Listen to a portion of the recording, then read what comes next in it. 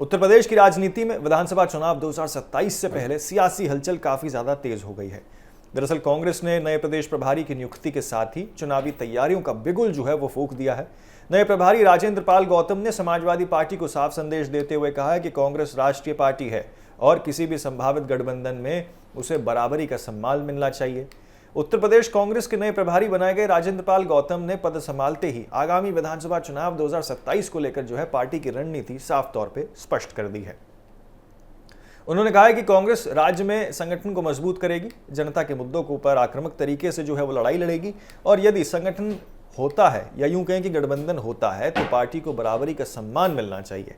एक विशेष बातचीत में राजेंद्र पाल गौतम ने कहा है कि कांग्रेस देश की सबसे बड़ी राजनीतिक पार्टियों में से एक है और इंडिया गठबंधन का महत्वपूर्ण हिस्सा है। ऐसे में उत्तर प्रदेश में यदि समाजवादी पार्टी के साथ चुनावी गठबंधन होता है तो कांग्रेस को सम्मानजनक भागीदारी जो है वो मिलनी चाहिए। हालांकि उन्होंने ये भी स्पष्ट किया है कि गठबंधन और सीटों के बंटवारे का अंतिम फैसला पार्टी का शीर्ष नेतृत्व करेगा। दरअसल पिछले कुछ समय से कांग्रेस और समाजवादी पार्टी के स्थानीय नेताओं के बीच जो है संभावित सीट बंटवारे को लेकर बयानबाजियां तेज दिखते हुए नजर आ रही थी और देखने को मिल भी रही थी। ऐसे में नए प्रभारी का यह बयान राजनीतिक रूप से अहम माना जा रहा है। राजेंद्र पाल गौतम ने कहा है कि अगले 2 महीनों में संगठन की कमियों को जो है दूर करने का प्रयास किया जाएगा।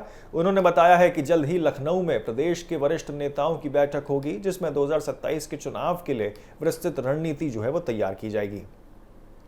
इसके बाद वो पूरे प्रदेश का दौरा करेंगे और कार्यकर्ताओं के साथ संवाद स्थापित करेंगे। उन्होंने कहा है कि पार्टी जनता के साथ या जनता से सीधे जुड़कर जो है उनका फीडबैक लेगी और उसी आधार पर जो है चुनावी घोषणा पत्र जो है वो तैयार किया जाएगा। साथ ही कांग्रेस जिन सीटों पर चुनाव लड़ना चाहती है वहां मौजूद उम्मीदवारों की पहचान का काम भी जल्द शुरू किया जाएगा। राजेंद्र पाल गौतम ने कहा है कि आने वाले महीनों में कांग्रेस बेरोजगारी, कानून व्यवस्था, महिलाओं की सुरक्षा और युवाओं से जुड़े मुद्दों पर जो है सरकार को घेरने का अभियान चलाएगी। उन्होंने कहा है कि प्रतियोगी परीक्षाओं में अव्यवस्था और युवाओं की समस्याओं को भी जो है यहाँ प्रमुखता से उठाया जाएगा।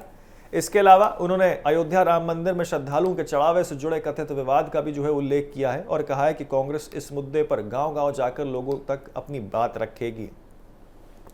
उन्होंने दावा किया है कि पार्टी जनता से जुड़े हर मुद्दे पर जो है सड़क से संसद तक संघर्ष करेगी। दलित, पिछड़े और अल्पसंख्यक समाज को लेकर भी कांग्रेस ने अपनी रणनीति जो है वो साफ कर दी है। राजेंद्र पाल गौतम ने कहा है कि संविधान बचाओ अभियान को प्रदेश भर में और तेज किया जाएगा। उनका दावा है कि इन वर्गों में कांग्रेस के प्रति समर्थन जो है वो बड़ा है और पार्टी सभी सामाजिक वर्गों को साथ लेकर चलना जानती है और चुनावी मैदान में जो है उसी फॉर्मूले के साथ वो उतरेगी। उत्तर प्रदेश में 2027 के विधानसभा चुनाव से पहले कांग्रेस के नए प्रभारी का जो है यह बयान साफ संकेत देता है कि पार्टी इस बार संगठन मजबूत करने के साथ साथ गठबंधन पर भी जो है वो सम्मानजनक हिस्सेदारी की मांग जो है उसके लिए अड़िग रहने के लिए तैयार दिखाई दे रही है।